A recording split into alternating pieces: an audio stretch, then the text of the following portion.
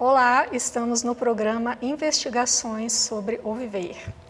Hoje nós temos como tema, como título, as profecias do Mahachohan, parte 2, continuação do tema que eu iniciei na palestra de mesmo título, a parte 1.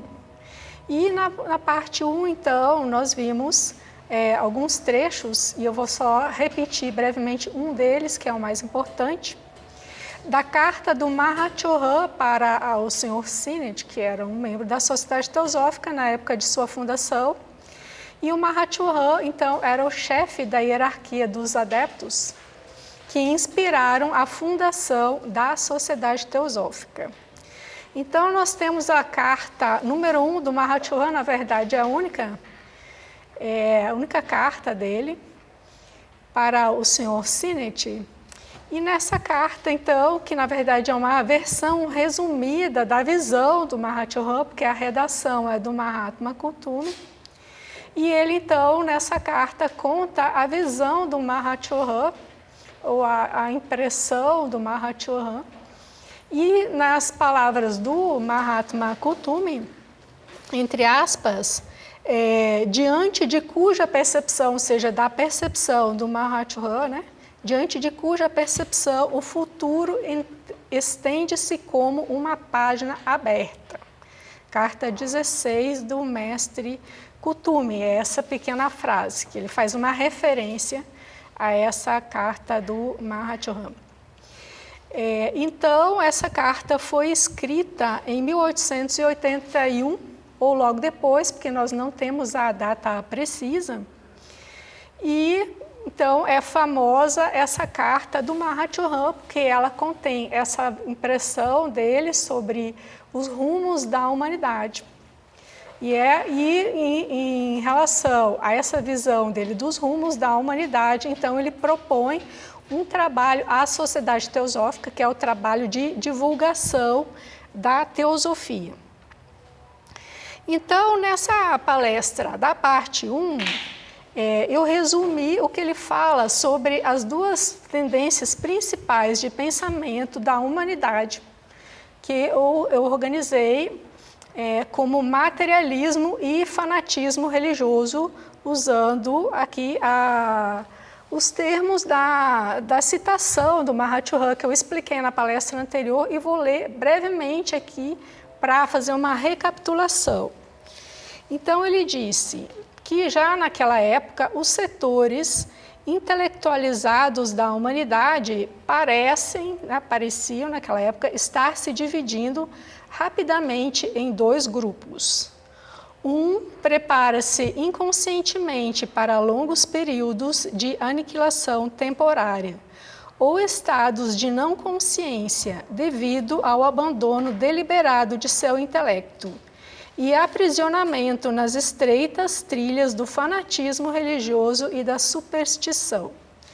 Processo que inevitavelmente conduz, e aí eu coloquei entre parênteses, né, uma tradução mais direta do inglês, que não falha em conduzir à total deformação do princípio intelectual. E o outro ramo, entrega-se desenfreadamente aos seus impulsos animais, com a intenção deliberada de submeter-se à aniquilação pura e simples em caso de fracasso da deformação. E há milênios de degradação após a dissolução física. Essas classes intelectuais, agindo sobre as massas ignorantes que elas atraem e que as veem como nobres e dignos exemplos a seguir, rebaixam e degradam moralmente aqueles que deveriam proteger e orientar.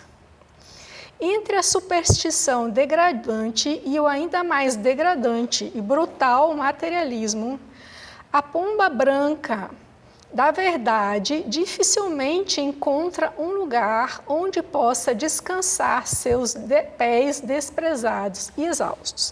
Então, convido a todos a assistirem essa palestra. Quem não assistiu, está gravado no YouTube, está no canal da TV Supre. E para ter uma noção, então, das explicações das análises que eu fiz a respeito desse trecho.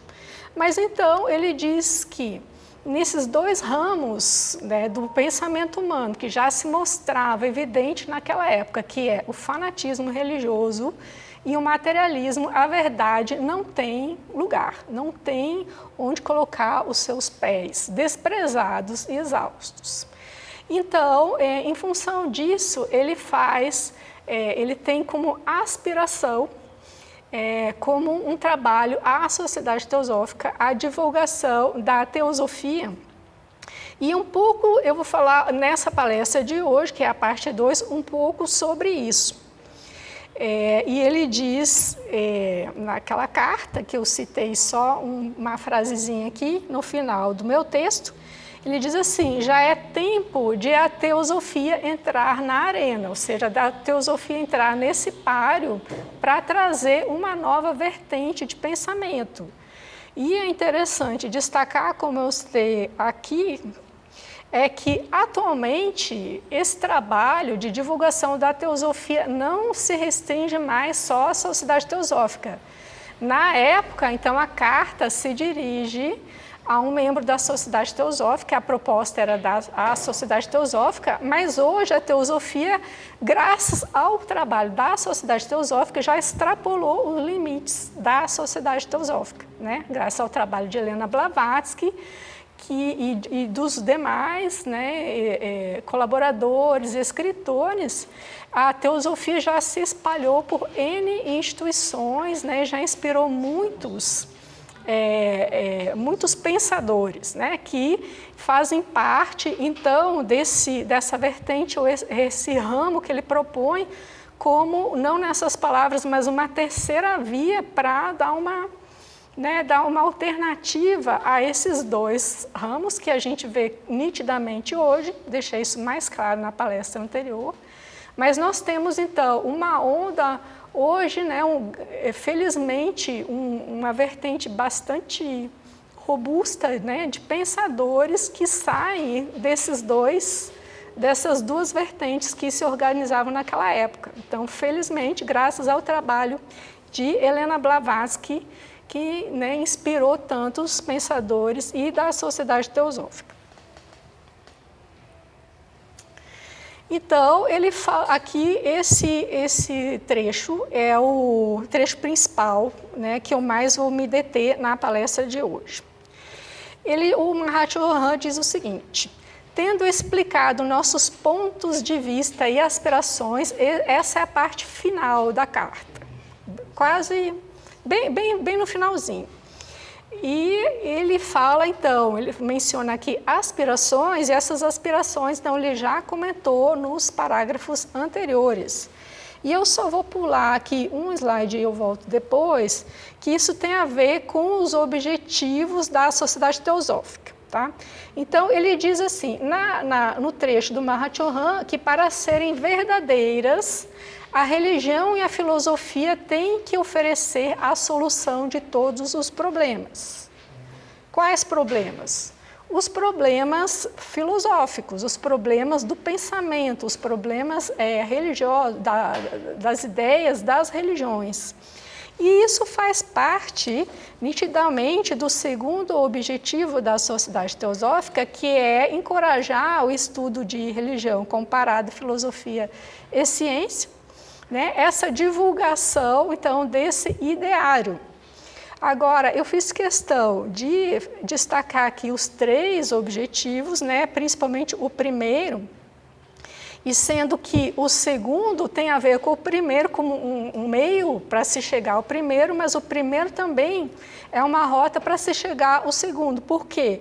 Porque se você não tem um núcleo de fraternidade, como é que você vai ter condições para promover um estudo de religião comparada à filosofia e ciência, tendo em vista que as pessoas, né, muitas vezes, eu não posso nem dizer que geralmente, porque seria triste, né, mas frequentemente são extremamente apegadas às suas ideias, né, têm concepções arraigadíssimas, a ponto do fato que a gente viu essa semana no noticiário, de um grupo de torcedores de um time de futebol ter assassinado um membro da torcida do outro time, né, do time rival. Então, assim, se nós não temos um lugar, né, de convivência minimamente civilizada, minimamente fraterna, nós não temos condições de chegar a esse estudo de religião comparada. Porque se você coloca pessoas de diversas religiões numa sala e se cada uma delas tiver firmemente arraigada e apaixonada e for fanática pela sua religião, você não vai ter diálogo religioso nenhum.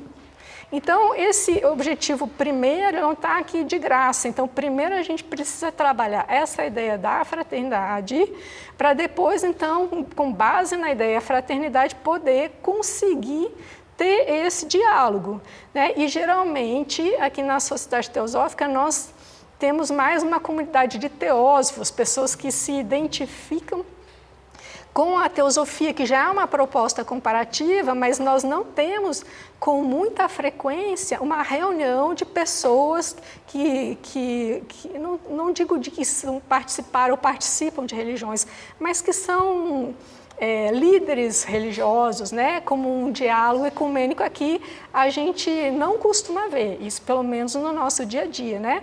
Então, falta ainda, né, no nosso trabalho que conseguir promover esse espaço, e depende muito das pessoas estarem receptivas, né, a esse encontro, para não virar uma disputa de times de torcedores de religião.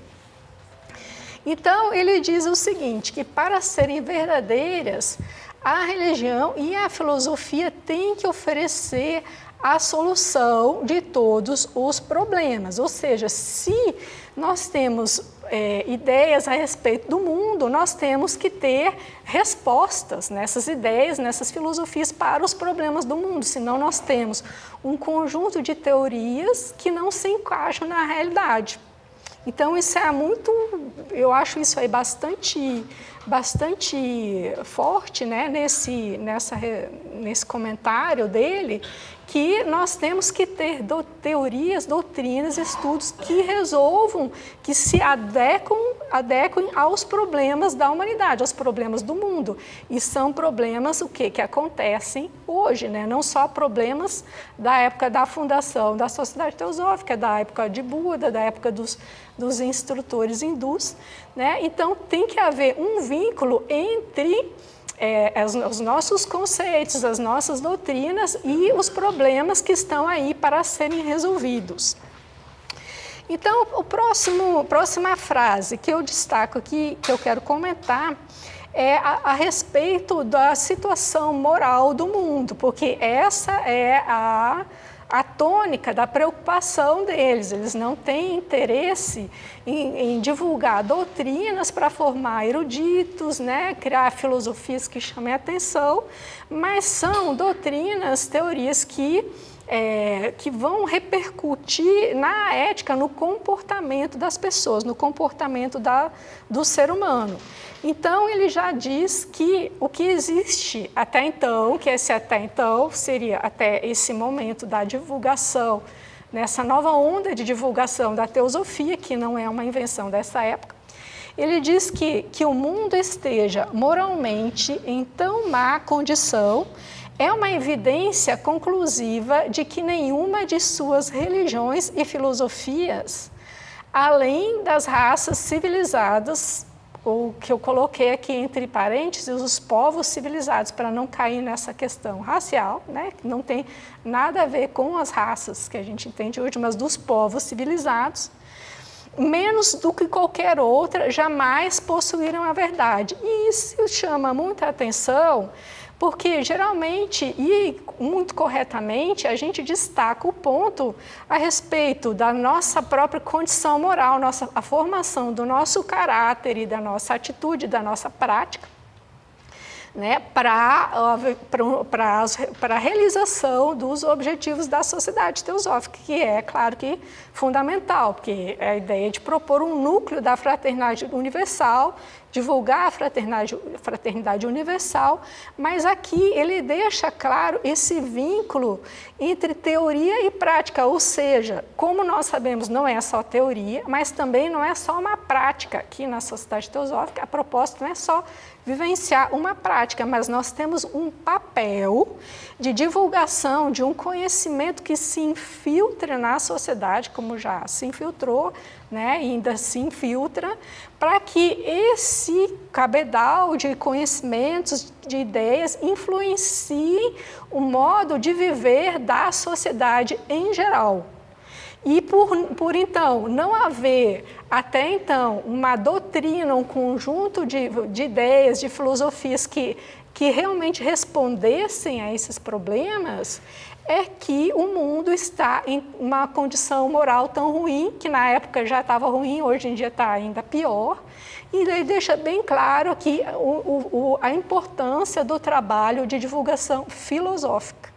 Ou seja, não é só uma questão de mudar as nossas atitudes pessoais, mas a importância do pensamento divulgado, como ele influencia a forma de agir dos seres humanos.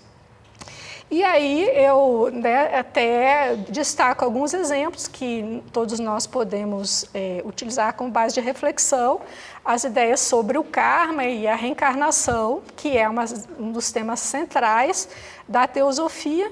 Pense bem, se uma pessoa é materialista, como ele cita ali, como uma causa de problema, a visão materialista, e não acredita nem no karma, nem na reencarnação, acha que o mundo é o fruto de um acaso, a pessoa morreu, terminou ali, e aquilo que ela fez acabou por ali mesmo, né? Quem é que vai se preocupar em ser melhor, em não errar? Porque pensa assim, não, eu errei, mas tudo bem, escapei da polícia, escapei da justiça, daqui a pouco eu vou morrer e vai ficar assim. Entende? Então, se você pensar na massa da humanidade, em 80%, não sei quantificar, mas vamos supor que 80% da humanidade pense assim, qual é a preocupação dessa humanidade em querer realmente se corrigir, né, eticamente? Não, porque não vai ter punição, não vai ter retribuição, né? Então, são esse tipo de pensamento que é divulgado principalmente pelo materialista ou então pelo fanático religioso que pensa, não, acabou por isso mesmo e Deus vai me perdoar.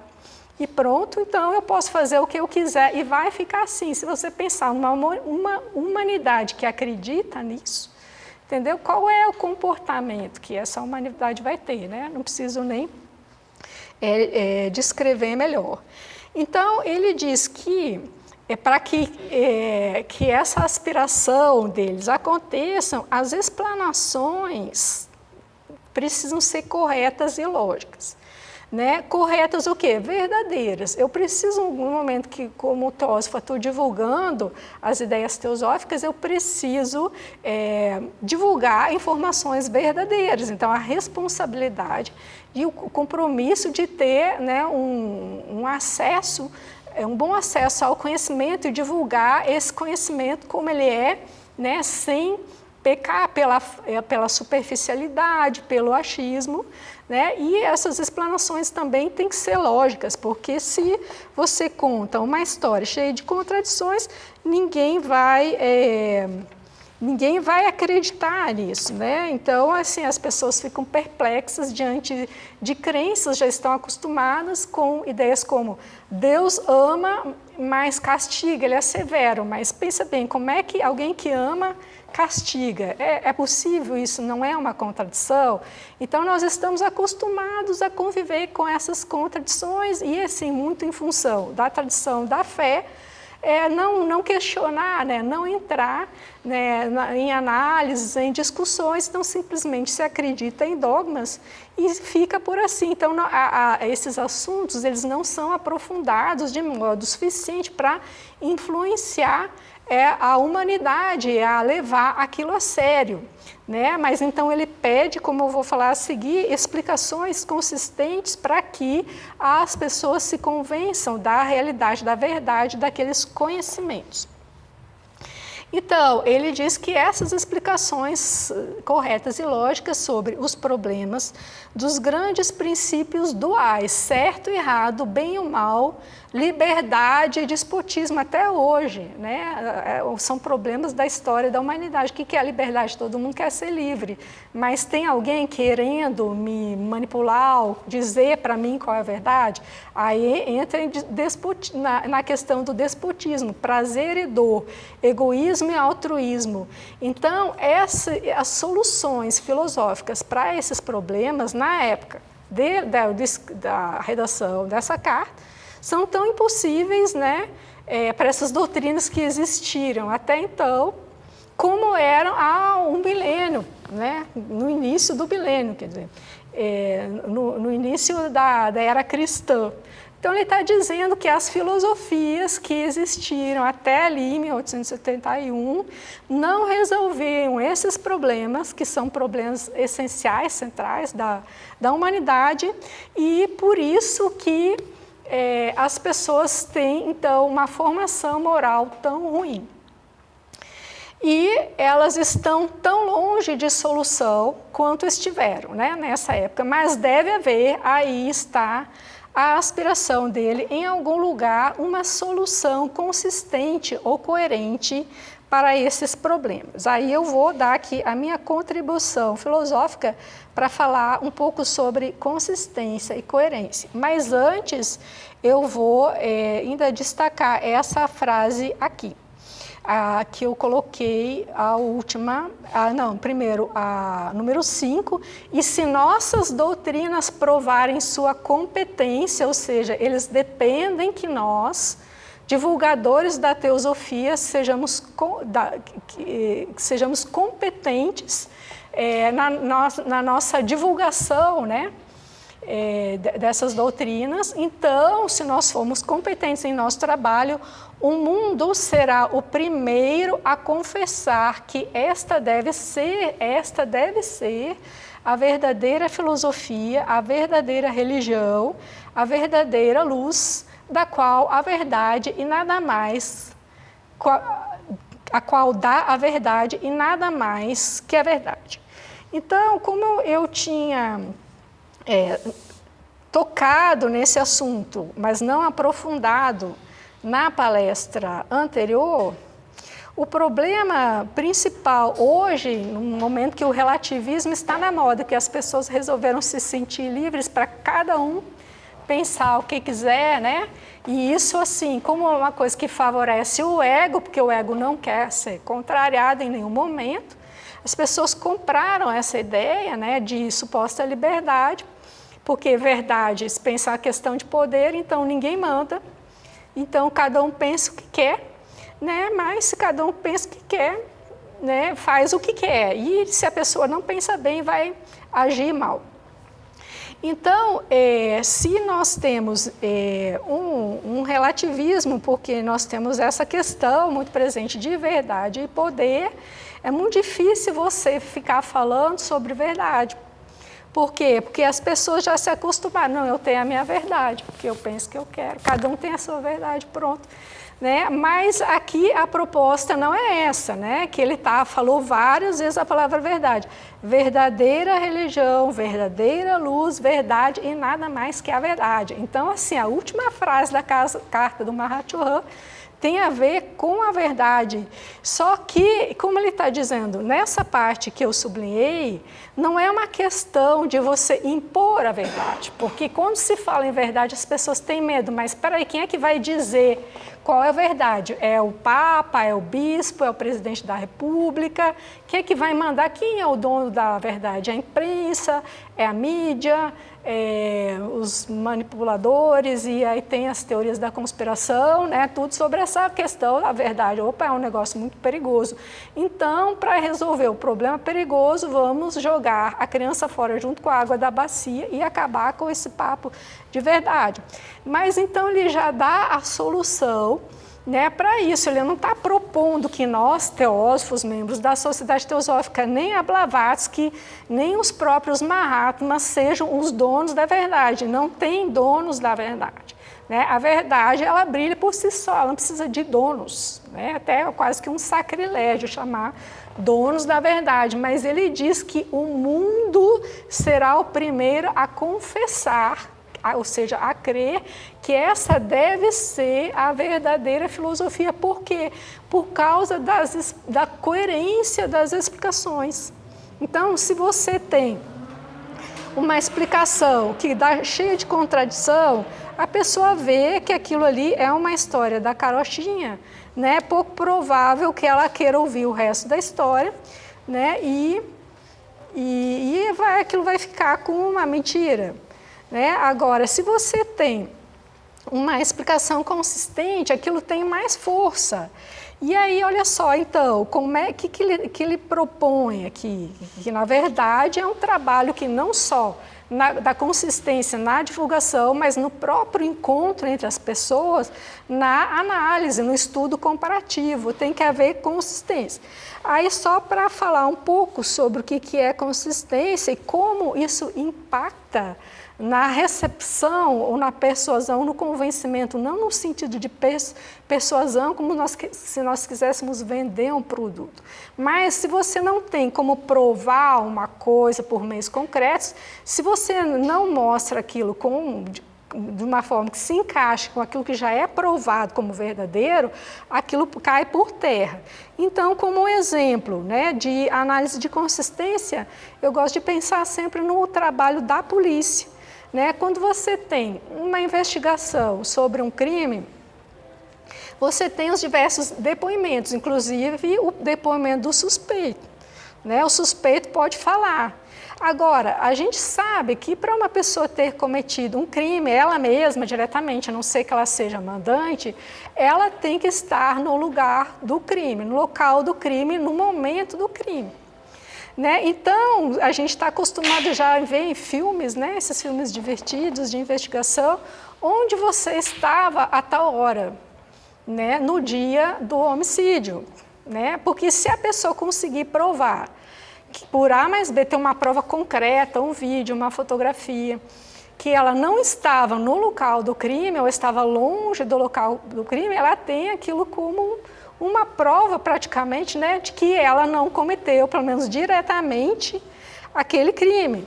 Então, as pessoas, né, os suspeitos e as testemunhas, mas os suspeitos então começam a contar, dar os seus depoimentos, que geralmente são muito longos, né, e começam a falar assim, não, que tal dia, tal horário eu estava em tal lugar, por exemplo, eu estava na igreja. E vai contando mais detalhes, chega uma hora, passa um dia, ele fala, não, eu estava na casa da minha sogra. Pô, mas aí já tem algo que não está batendo, né? Uma contradição. E aí, quem é que acredita em depoimentos cheios de contradição? Assim, você vai acreditar? Não, a pessoa está mentindo, né? A pessoa está mentindo. E aí aparece, de repente, o depoimento. Ele diz, não, estava na casa da minha sogra. E a sogra vai prestar o depoimento e diz que ele não estava. Quem estava tal dia naquela festa? Ah, fulano, ciclano. O seu fulano estava? Não, não estava. Pronto, já tem uma inconsistência ali. Né? E aí se junta mais uma prova de que ele estava em determinado lugar, porque aquilo foi filmado, por exemplo, ele apareceu numa câmera perto do local do crime. Você soma isso com mais um monte de contradições nos depoimentos, pronto, o cara já se enrolou. Quem é que vai acreditar? Ele vai parecer suspeito. Por quê? Porque ele teve mostrou uma série de incoerências, né, na sua história. Então, a consistência sempre se apoia, as teorias que nós temos, elas se apoiam nos fatos comprovados. Né? Por exemplo, nós não temos provas da reencarnação. Né? Nós não temos provas concretas da vida após a morte, Mas isso tem que encaixar dentro de uma história que tem uma lógica para aquilo fazer sentido, porque eu não posso chegar, como ele diz, diferente do que ele diz, impondo. Não, aqui nós acreditamos na reencarnação, porque foi o Mahatma que falou, a Blavatsky que falou, o Leadbeater falou e pronto. Não é isso que ele está propondo, ele está propondo uma explicação consistente.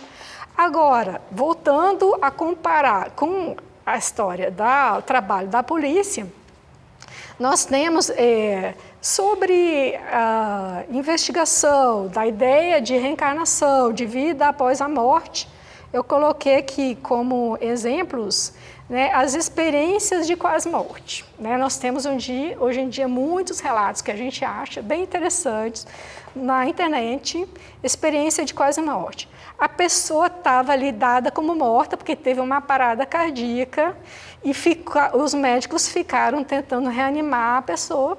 E claro que na medicina já é provado que se a pessoa está com o coração parado ali, ela não está processando o cérebro nas suas funções cognitivas. Eu nem posso falar morte cerebral porque não sou médica para entrar em detalhes técnicos, mas a gente sabe que a pessoa está com o coração parado, ela não está prestando atenção, né, vendo, ouvindo.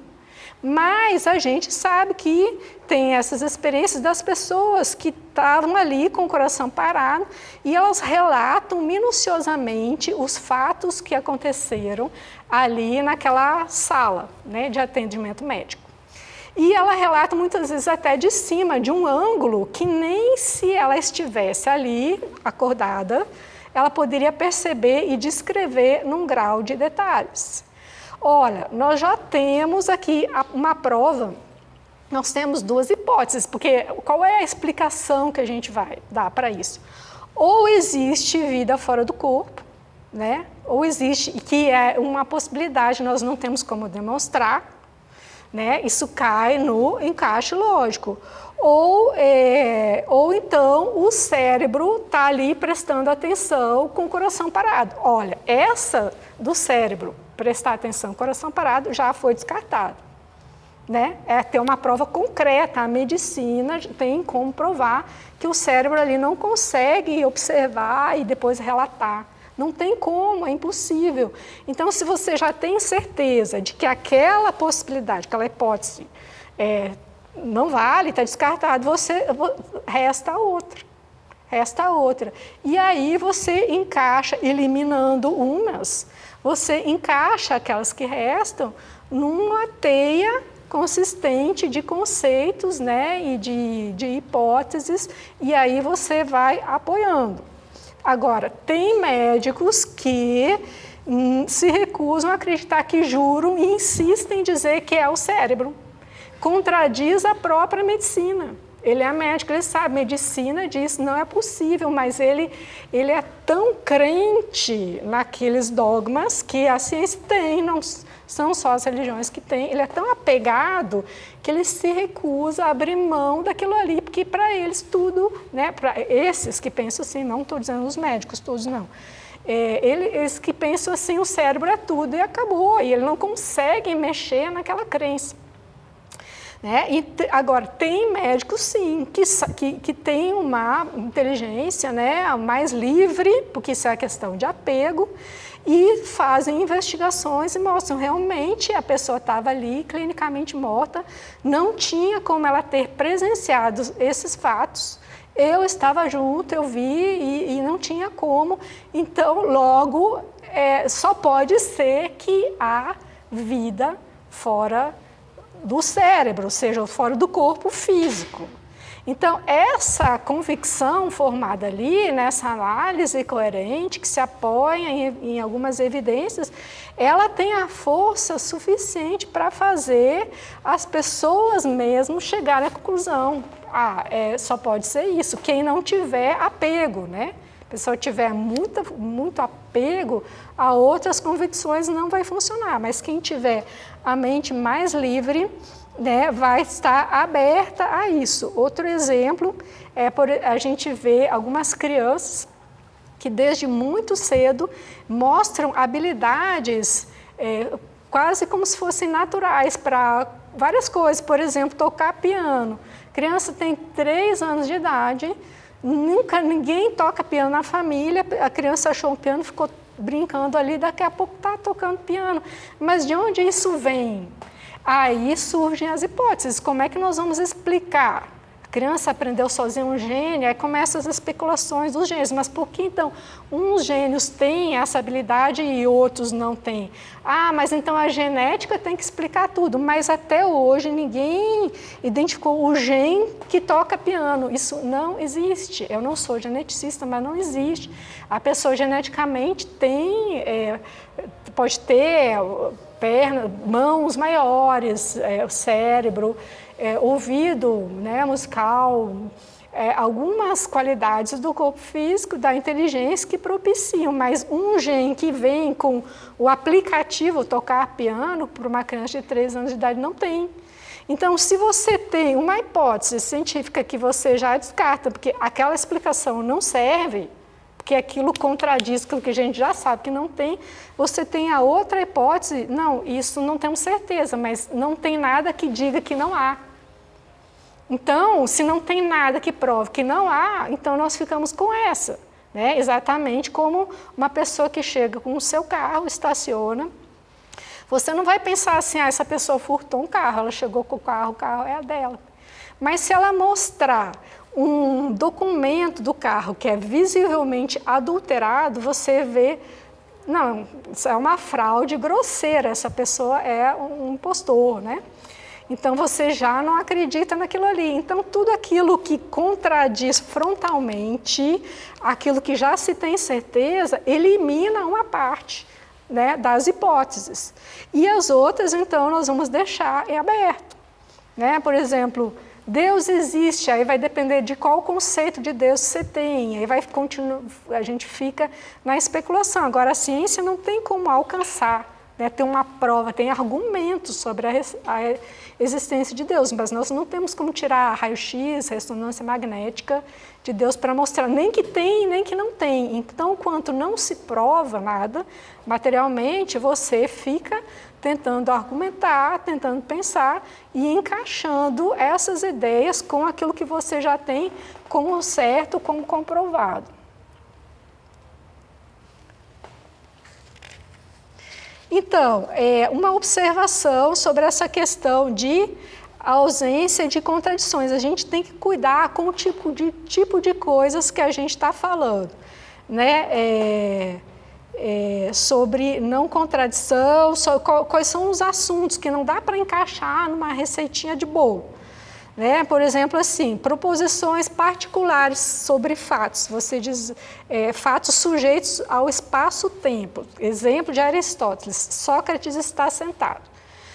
Essa proposição, se está sentado, é verdadeira. Quando ele se levanta, é falso. Então, nesse momento, né, nesse espaço-tempo, né, que ele está sentado, é porque ele não tem como ficar sentado em pé ao mesmo tempo. Tem uma coisa intermediária, né? Alguém vai dizer, fazer uma gracinha, professora, eu tenho uma cadeira que dá para ficar meio sentada, meio em pé. Aí não tem, né, essas graças, né? Ou a pessoa está em casa ou não está, chegou o carteiro, quero entregar a carta, ou está em casa ou não está em casa, não está meio em casa, se está meio em casa com a perna para fora, está em casa. Né? Então, a respeito dessas proposições particulares, elas vão se alterar no espaço-tempo.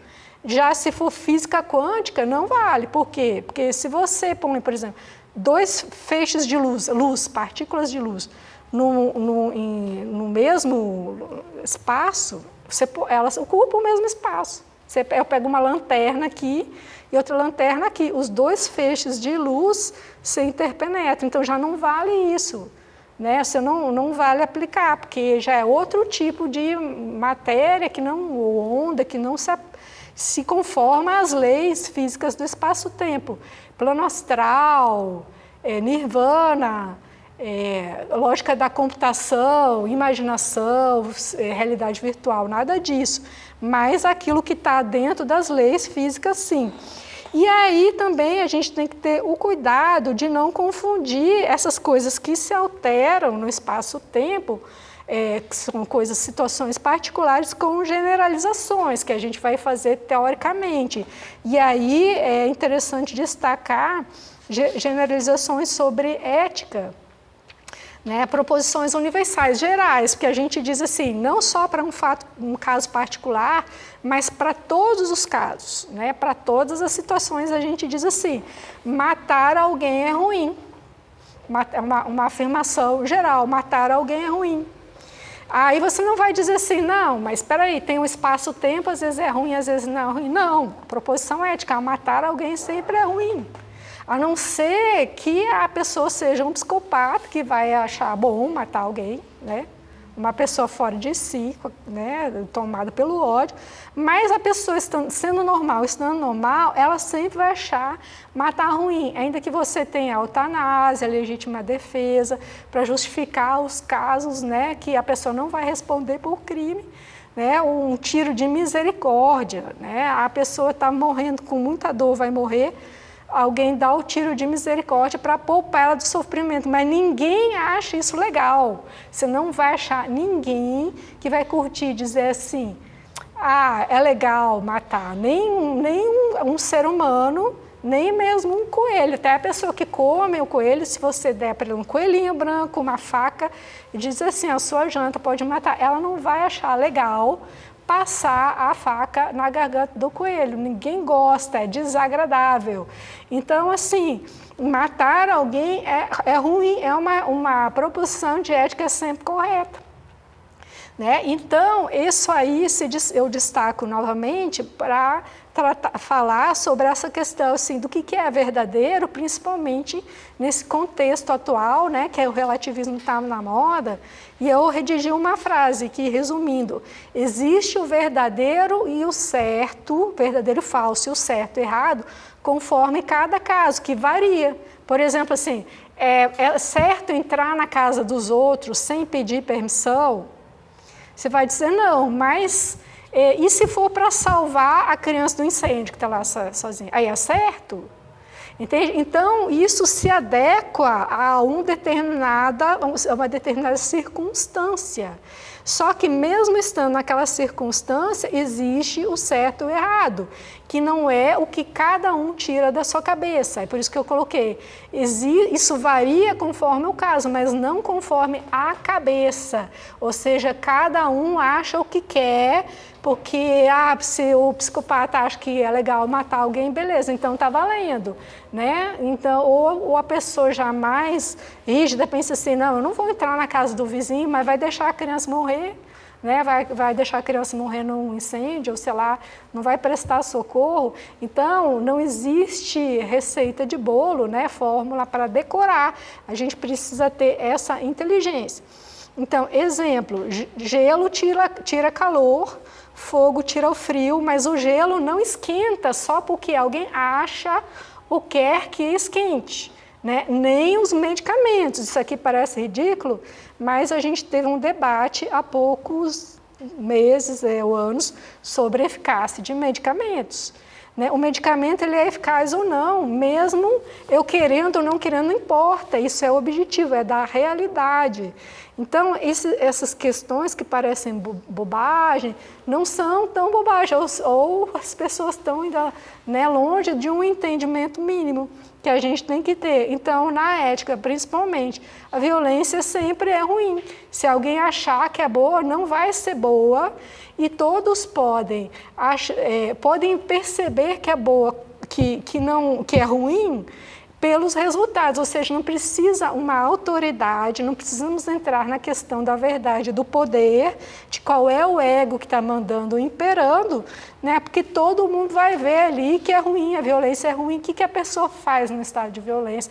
Vai ser sempre um resultado negativo, sempre, né? Então, muitas vezes na história da humanidade, nós humanos ficamos confusos a respeito de certos temas, e aí ficam aqueles debates arraigados, né? As pessoas têm as suas paixões, mistura política, mas depois, com o passar do tempo, que é o que? Aquelas paixões já saíram dali, né? E aí depois tem o que? As consequências. E as consequências é que vão mostrar realmente se aquilo é bom ou ruim, né?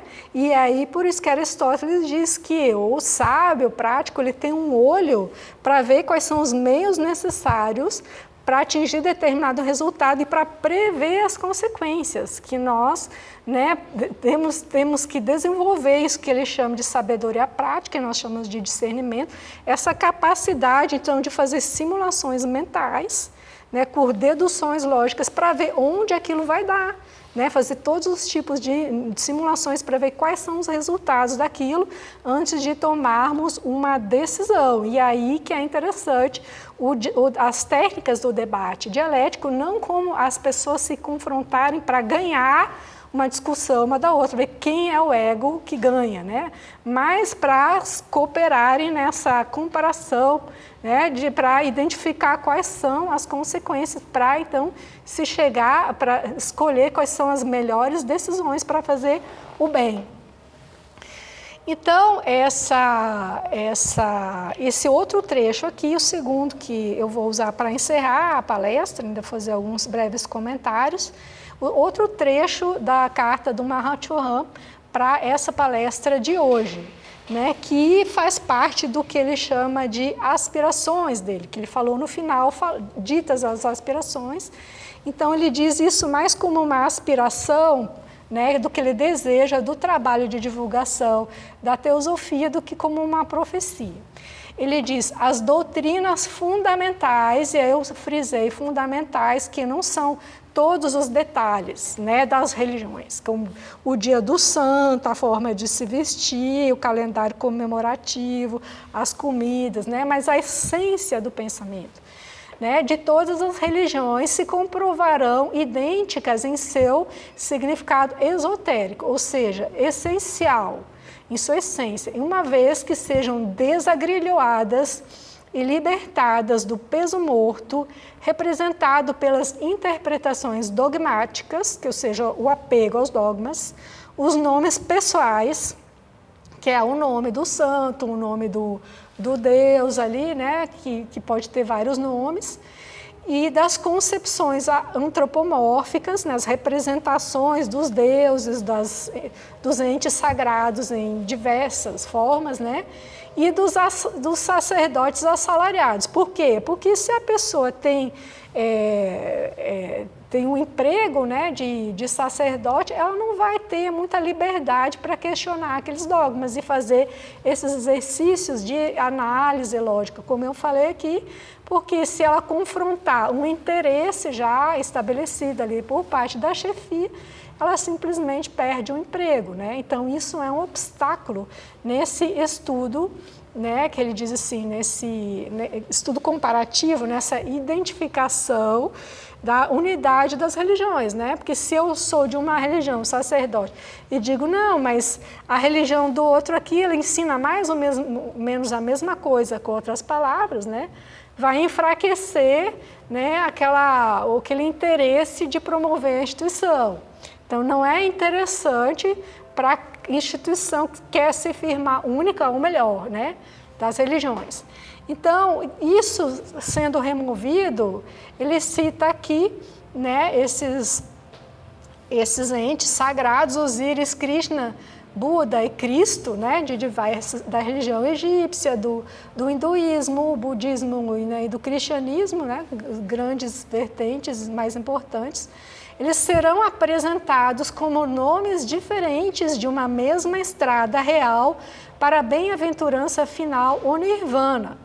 Exatamente isso que ele quer, que a gente consiga primeiro estar junto com pessoas de outras religiões, né, para chegar a esse entendimento que são nomes diferentes para a mesma coisa. O cristianismo místico, que é esse esotérico, né, que é a essência do cristianismo, isto é, aquele cristianismo que ensina a autolibertação através do nosso próprio sétimo princípio, o Paramatma libertado, chamados por algum de Cristo e por outros de Buda. Ou seja, é a mesma coisa com nomes diferentes em diversas religiões, que é essa centelha divina que existe dentro de nós, em todos os seres, e equivalente à regeneração ou renascimento em espírito, ou seja, a pessoa renasce, por exemplo, em Cristo, né? Para dar um exemplo que fácil de entender para nós ocidentais, será visto como exatamente a mesma verdade do nirvana do budismo, ou seja, o mesmo fenômeno, com outras palavras. Todos nós temos de livrar de nosso próprio ego o ser ilusório e aparente, a fim de reconhecer nosso verdadeiro ser em uma vida divina transcendental. Mas, se não formos egoístas, devemos esforçar-nos e fazer com que outras pessoas vejam essa verdade. Ou seja, não é só para nós atingir esse estado de uma vida divina transcendental, é para nós e para os outros. Então, se não formos egoístas, vamos nos esforçar para fazer com que outras pessoas vejam essa verdade e reconheçam a realidade desse ser transcendental, o Buda, Cristo ou Deus de cada pregador. Ou seja, o Buda, o Deus, é o Cristo que está dentro de nós e que tem esses nomes diversos. E por isso que a gente estuda aqui na Sociedade Teosófica a estrutura setenária, tanto do universo como do ser humano, para reconhecer, então, dentro dessa estrutura, os princípios superiores, e que ele falou de Atma, o sétimo princípio, né? Que a gente sabe que em teosofia que ele depende do sexto para se expressar. O sexto princípio é o veículo do sétimo, assim como uma garrafa é o veículo para aquela água, um depende do outro. Então, Cristo, Deus ou Buda, né, são diferentes nomes para essa combinação de sexto e sétimo princípio que está dentro de cada pregador, ou seja, dentro das pessoas de cada religião. E é por isso, então, que nós temos aqui na Sociedade Teosófica esse espaço de diálogo, né, interreligioso, de comparação entre as diversas doutrinas, né, e podemos aprender muito, né, na observação diária, né, das religiões de outras pessoas, o quanto que tem ali de verdades teosóficas, né, e que encontramos em outras religiões também. Né? Eu acho interessante observar coisas que eu vejo até na televisão aberta, por exemplo, tem uma novela que às vezes eu assisto que eu percebo como as pessoas da outra religião pensam, né? Que falam de um Deus que ama e que perdoa, mas ao mesmo tempo, né, fica muito claro nessa novela, ele não remove as consequências dos pecados das pessoas. E eu fico vendo, eu acho muito interessante, porque isso, apesar de ser uma religião externa, né, exotérica, como a gente fala, essas ideias são profundamente teosóficas, porque nós temos aqui na estrutura setenária, Atma, o sétimo princípio, que é pura luz, ou pura unidade, ou puro amor, que ele é imaculado pelos pecados da parte inferior da alma humana, ele não se contamina, né? Então, ele está sempre lá, ele está sempre amor, ou seja, ele não julga, ele não condena, ele sempre perdoa, porque está sempre amor. Esse sétimo princípio, ele sempre será amor. Mas nós temos aqui o quinto princípio, a mente, que é o veículo do mundo manifestado. Nessa parte do mundo físico, né, que é o mundo das formas, existe o karma. Então, as coisas correm paralelamente. Né? Haverá sempre esse amor, esse perdão, mas haverá também o karma acontecendo, o karma rolando. A pessoa vai ter sempre as consequências dos seus atos. Né?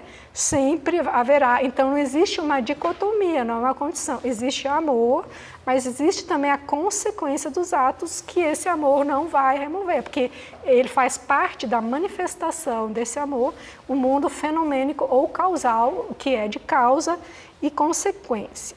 Então, termino aqui, termino o meu tempo, agradeço a participação de vocês, até a próxima.